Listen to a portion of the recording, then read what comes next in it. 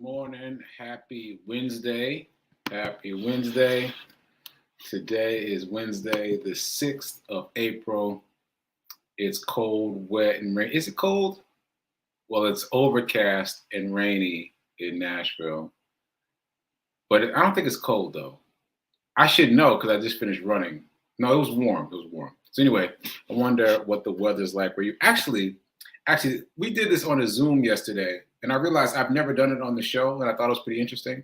So why don't you tell me in the chat where you're watching from? I've never asked that before, and I guess I've always assumed that I knew, but maybe I don't know. So as you're joining in, drop in the chat where you're watching from. So I'm currently in Nashville, Tennessee. It's cold. No, it's warm, overcast, and rainy today. Anyway, this is the 6th day of April. This is the 68th episode of season 3 of the Be Your Own Hero show. Hero is an acronym. Do I have a hero? Yep. I have my hero hoodie on. Hero is an acronym. It means helping everyone reaps optimism. In other words, helping others helps you. It's a reciprocal action.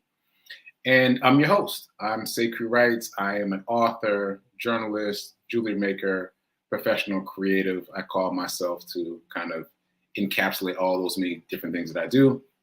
And I'm also the creator of the Hero Ministry movement. And that's my effort to uplift and inspire people now, and specifically the unhoused community. So shout out to New Thought Media Network for allowing me this platform to talk about my journey of becoming my own financial hero. And I hesitated there because that's what this show has become about. It's become a show about financial literacy and me becoming my own financial hero, and hopefully you becoming your own financial hero too. If this show provides any value, please like, please comment. Most of all, please share. And quick disclaimer, I am not a personal trainer, nor am I a financial advisor. I'm simply sharing with you my journey, and I hope it gives you some light, some energy, some inspiration, all that good stuff. Okay, so I'm trying to keep the light. I have a ring light. I'm trying to keep the glare off my glasses, which it means I'm going to be bobbing and weaving a little bit. On darker days, it's harder to keep the glare off my glasses. So you see me moving around. That's what's happening. Okay, so let's get into some Hero Ministry movement news. Oh, great. People are chiming in. Shout out to Gladys. I see you. Shout out to Nan. I see you. Okay, Gladys is in New Jersey. Cold and rainy. Isn't that wild that the climate in Nashville is the same as the climate in New York, New Jersey? I've been noticing that recently. I mean, it's 900 miles away, but the climate is the same. Anyway, I'm not going to get into a whole weather thing, but I've noticed that. Okay, and Linda's in Woodland Park, Colorado. Cool. So someone's actually watching early in the morning on Mountain Time. That's cool. And Nan's watching from Wyckoff, New Jersey. And Tim, there it is. Good morning. He's hitting us with the good morning, the coffee, and the water. Sometimes it doesn't matter. Sometimes the messages are blocked on my end. Anyway, I appreciate you guys letting me know where you're watching from. So today is day 310. It's a milestone day for me. I've been running every single day, every single consecutive day, at least a mile a day for now 310 days in a row. I should give myself fireworks. I'm gonna save the fireworks for later. So anyway, 310 days in a row, milestone day, and also anniversary day. For those of you that have been watching Sit with Reverend Melissa, you know that April 6th, 2 years ago, is the first day that she did what wasn't even called Sit with Reverend Melissa at the time. The first day that she came on live on Facebook and did what is now known as Sit. And I was right there with her. So it's my anniversary too. I didn't even realize that until yesterday. And when you watch today's episode of Sit with Reverend Melissa, we pre-recorded it yesterday, so I know exactly what's going to happen. You'll see us talk about the fact that I was there from the beginning, and you'll see me kind of realize that in real time. So make sure you watch that today. Okay, just a reminder on behalf of Reverend Melissa, this is Yes Day. You are saying yes to anything that comes up. You're saying yes. You're avoiding your impulse to say no as long as it doesn't hurt anyone else. You're saying yes to open yourself up to new possibilities today. Okay, so back to the lecture at hand. Day 310, milestone day for me, and anniversary day in terms of like co-anniversary day. Let's call it that. It's my co-anniversary day in terms of Sit with Rev. Melissa. So there's a couple things I want to talk about. I think this is going to be a special episode for obvious reasons. So yesterday, if you watched the show, you saw me discover that the shirt that I was running randomly for my run was the Hammer Down shirt. It was the shirt that I received for running the Hammer Down 5K here in Nashville, Tennessee. And that was my first race. This is actually the medal, if you want to call it medal, that we got for running that race. It's a cup, right? This is the Hammer Down 5K. This was my very first race. It was a 5K here in Nashville. I was doing DoorDash on a Friday night, and one of my pickups was at a barbecue restaurant, and there was a sign up on the wall advertising a 5K. And it said that 5K was the very next day. I was DoorDashing on a Friday. This 5K was early in the morning the next day. And I hemmed and I hawed and I went back and forth and I got up and I was like, no, I'm not going to do it. And I ultimately did it. And I've told this story a bunch of times. I even told it again yesterday, but just a reminder, I showed up for this race in street clothes because I didn't have any running clothes there. I didn't have any. So I showed up in what I had. I showed up in cargo shorts and a t-shirt and church socks, looking like I just walked out of Kroger, like walked out of a grocery store or something.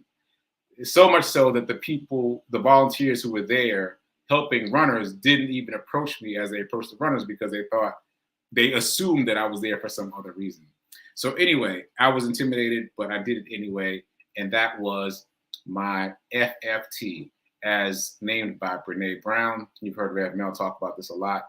FFT means freaking first time. Brene says it a little differently, but we are going to say freaking first time. The point is that first time is difficult. That first time is a challenge because you're not going to be good at it. Whatever it is, it's your first time. It's not going to go perfectly. So as you just heard me describe, my first race was intimidating for a number of reasons, most of which was I didn't look the part. Anyway, I did it, and yesterday I was like, okay, I have to run that race again because I have to see how far I've progressed since then. So yesterday I looked it up, and the Hammer Down 5K 2022 has already happened. It's already happened. I double checked my t-shirt, and the date on my t-shirt is May 15th. So I assumed that it would be at around that same time again. But I looked it up yesterday, and it happened this past Saturday. I just missed it this past Saturday. Literally, this past Saturday, I was running 10 miles instead of a 5K, which is 3 miles, in the same area. We actually saw some runners while we were running, and maybe that was them. Maybe that was the Hammer Down 5K people running past. I don't know. But even that is interesting, that was my first race. I ran a 5K, which is 3.1 miles. And here I am on the same day of that race running 10 miles. So that's pretty cool. But it made me decide to run that half marathon that I've been, quote unquote, training for. I'm not sure how it's connected in my head, but I went on the computer to register for the Hammer Down, like, oh, I'm going to do this race for sure to see how much I've progressed. And it's not available to me because it's already passed. So I'm definitely going to register for the half marathon. I'm already in the half marathon training group. Anyway, most of the people I'm running with are registered. So I'm going to go ahead and register for that race. And that will be my kind of full circle moment from running. Now, think about this. I said this yesterday, but it still boggles my mind. It hasn't even been a year since my first race. Like, my first race was May 15th, and it hasn't even been a year. And so if I'm going to run this half marathon in April, so that means I will have run a half marathon within a year. I will have run 2 half marathons within a year of my first race. So what's the point? The point is, you never know where the FFT is going to take you. freaking first time. Just do it and stick with it. And you never know where it's gonna take you. But you have to say yes. And you have to say yes repeatedly. Because I wanted to quit. I wanted to walk away.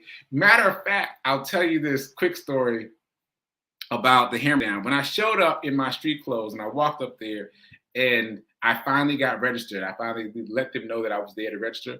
They gave me stuff like this at the beginning of the race. I'm like, what am I going to do with all this stuff? Like a t-shirt, cup, all these things. I'm like, what am I going to do with these things?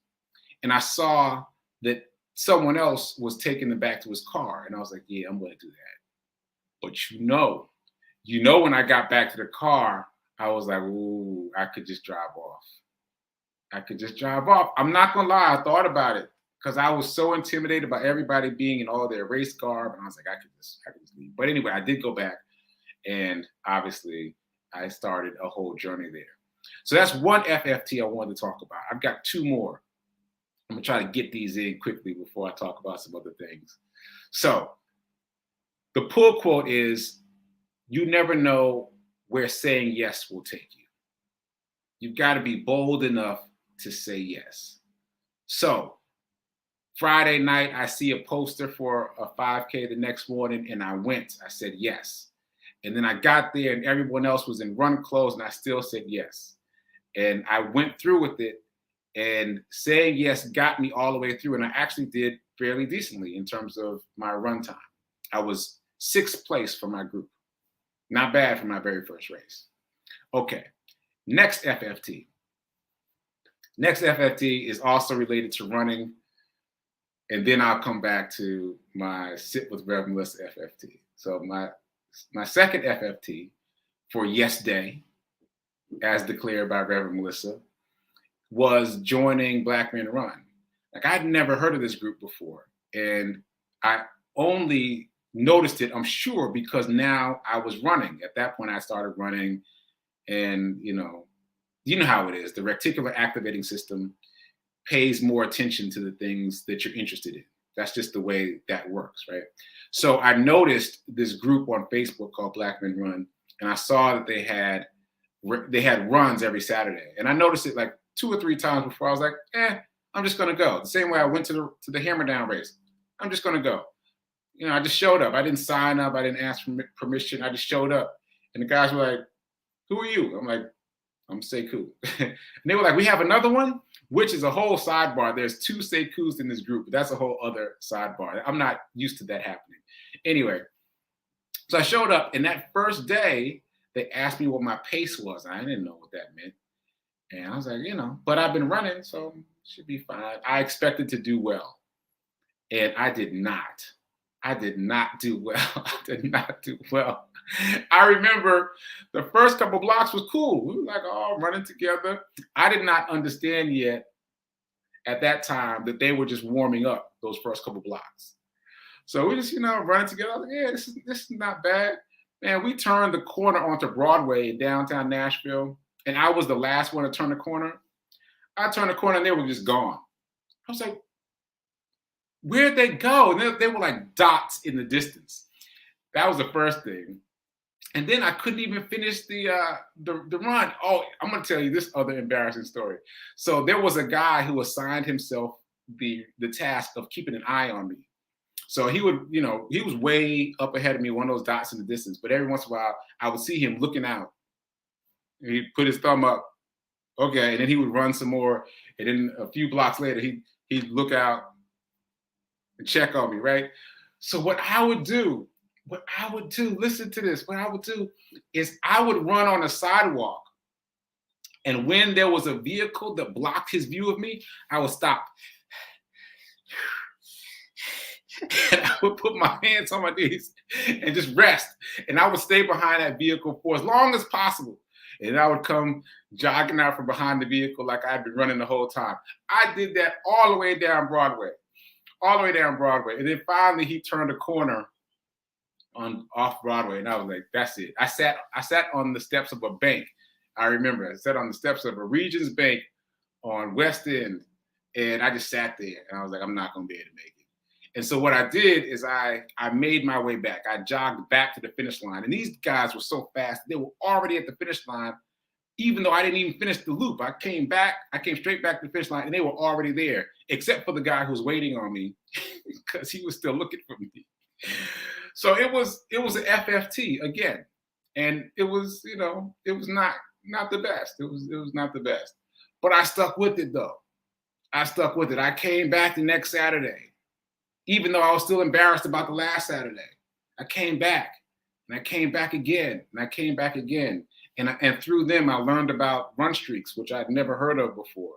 And I started my first run streak in June. So that was after the Hammer Down race. My first race was in May, yes. And I started my first run streak in June, the following month. And look where I am now. Literally, look where I am now. Look at all these medals. I was on a Zoom recently, and someone was like, "Oh my God, all those your racing medals?" And I was like, "Yeah." And this is just pandemic. This is less than a year. It's not even a year. In May, it'll be a year. All this is less than a year. It's incredible. Plus the cup, right? So again, FFT, but you got to say yes. You got to say yes. And then you got to keep saying yes. Saying yes the first time isn't enough. You got to keep saying yes. Because I said yes to going out and meeting Black Men Run, but I could have gone home and never come back. And most often, I've seen lots of guys come in after me and then not come back. So most often people come, they check it out, they try it out, they don't come back. But I kept coming back, and I kept coming back, and I kept coming back. And now look where I am. Now there are men in Black Men Run here in Nashville. It's a national nonprofit, by the way, international nonprofit. There are men in Black Men Run here in Nashville who are now inspired by me. And I've only been in the group for about a year, but they're inspired by me because I've been doing this run streak consistently, persistently for 310 days. I've inspired some of them to start run streaks now.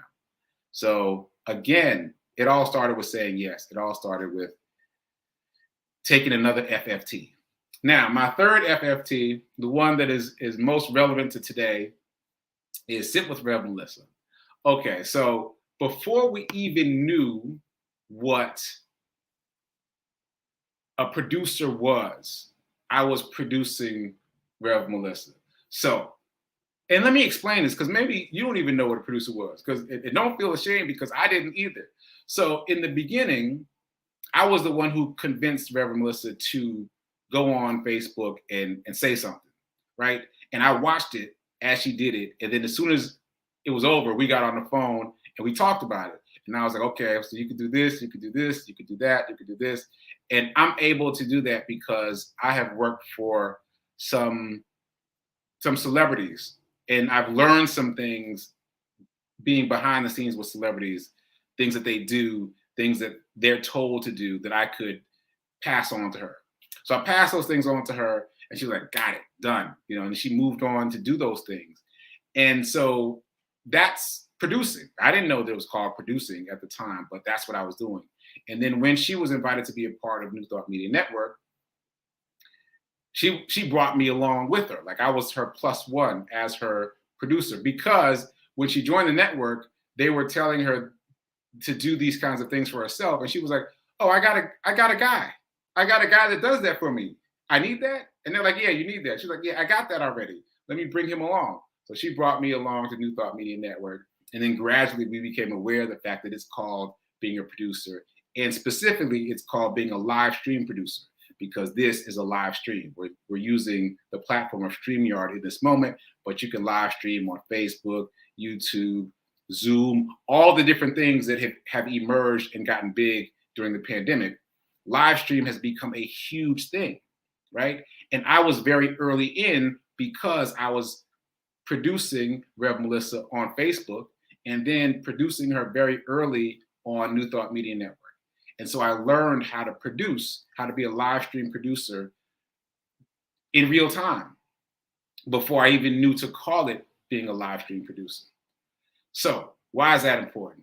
Number one, I said yes, because she had asked me to come along to New Thought Media Network, right? And there was no money involved. And so I could have said no, like, no, I gotta figure out my money situation. I gotta pursue these other opportunities, et cetera, et cetera, et cetera. But I said yes, right? So this is my third FFT for this episode of the show. I said yes. And I kept doing it despite the fact that there were many people around me that questioned it. Many people kept asking me, well, why are you doing that when it's not paying you any money? You're doing this thing 6 days a week. You're doing it so often, you're spending so much time there, and it's not paying you anything. And that has persisted all this time over the past 2 years. I've still got people who ask me about it. And here's the thing. You never know where an FFT will take you. You never know where saying yes will take you. So here's the big reveal. I'm gonna do a drum roll. Here we go. Here's the big reveal. All right, quick drum roll. Becoming a live stream producer for the New Thought Media Network for Reverend Melissa blessed me with a skill set very early in the advent of this career path, of this live stream career path, which has become very popular in the pandemic. So much so that I have now been tapped as a live stream producer by another company outside of New Thought Media Network. Another company was like, okay, we need a live stream producer. This guy has been doing live stream production for quite some time now. Let's use him. And so all of a sudden, I have not only another revenue stream, but a high income skill. And hopefully, if you've been watching the show, you've heard me talk about high income skills and how these are skills that you don't need a college degree for that can produce large sums of money if you leverage them correctly. So all of a sudden, what I was doing for free has become a high income skill. And now I have a client I have a live stream production client separate from New Thought Media Network. So my work here, my 2 years of doing production work here and moving in the rhythm of God's grace without any idea where this was leading has now led me to a lucrative opportunity. Like, you can't predict where the FFT will take you. You can't predict where the yes will take you. I couldn't have anticipated that. I couldn't have anticipated even the need for this career field, this field of expertise. But that's what's happened. So I've been kind of holding on to it for today to do a big reveal. And also I was holding on to it because I wanted to see if it was going to work out. And it seems to be working out well.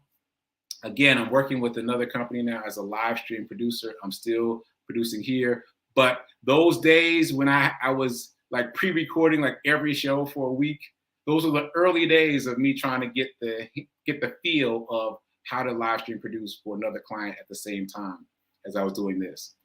And so once again, you never know. You never know where the FFT will take you. You never know where the yes will take you. And by the way, when I first got on this platform, this StreamYard platform, I was so confused. Like, you're just seeing a picture of me, right? But on my end, there's like 20 different things going on, including error messages right now, right? And you've got to manage all those things. But I've been doing it so long, for literally 2 years, that I've become used to it. And so when I started working for this other client, I could be very clear about what was working and what wasn't working. So again, the power of saying yes, the power of the FFT, and saying yes again. I can't emphasize that enough. You can't just say yes once. You got to say yes repeatedly. You got to do the FFT and then keep saying yes after that. And then you find out where to lead, right? And then you'll find out where to lead. If I had quit at any point, who knows if I would have been offered this position to live stream produce for another company. Who knows? But probably not. All right, so my alarm is going off. Let's see if we can wrap some things up. Oh, Tim, I appreciate you telling me that you're watching from Ohio. Yes, Linda, it is yes day. Yes. Looking the part impacts so much how we think about ourselves. And I said this yesterday. I'm gonna say it again. I literally looked around that lot for someone else who was wearing street clothes, and there was not one other person except the volunteers. And I had to push past it. And I ended up, as I said, placing well, but I really had to push past not looking the part. And you know what? Let me just get this sidebar. I'm moving in. What'd you say, Linda? I'm in the rhythm now. I'm in the flow now. So let me just go ahead and say this. I realize now that I have been purposefully not looking the part since then. I showed up that day for that first race, not looking the part. And I didn't like the way it felt, but then I committed to not looking the part ongoing because I didn't want any excuses. I didn't want to entertain any excuses. Like I didn't want to say, oh, I need to have the right clothes to do this. Oh, I need to have the right sneakers to do this. Oh, I need to have the right run watch to do this. I wanted to do it despite everything, despite all the obstacles, despite not having anything that would set me up for success. Those of you who have been watching the show now know that I ran most of my run streak, the vast majority of my run streak in shoes that were a size and a half too small. A size and a half too small. Would I recommend that? No, but it proves the point that I decided to be unstoppable. Unstoppable, that I was not going to let anything stop me from doing this, from pushing forward, not having the right sneakers, not having the right clothes, not having the right anything. I decided to be unstoppable in this endeavor, and I was successful. I've been successful in being unstoppable. And now as my kind of graduation gift to myself, as people who have run 7 marathons are telling me that they're impressed by me, as people who have been in Black Men Run for years are telling me that they're impressed by me, now that I've earned it, now I'm finally buying the clothes to look the part. I earned it though. And I can't tell you how many times I go out on runs with different groups of people and I see people who look the part and they got all the things and they stop every 5 feet. Every 5 feet. You know, like it's not about, it's looking the part can help you. It can give you a psychological boost, but you got to do the work. You got to do the work. And so I opted, on some level, I decided to do the work first and then look the part. And so now I am acquiring the paraphernalia, the things to look the part, but I've done the work first. Okay. So that was my sidebar. And I think I used my time. I was going to say something about abundance. We'll come back to abundance tomorrow. I got some things I want to say about it. We'll come back to it tomorrow. Thanks for the shout out, Tim. I appreciate it.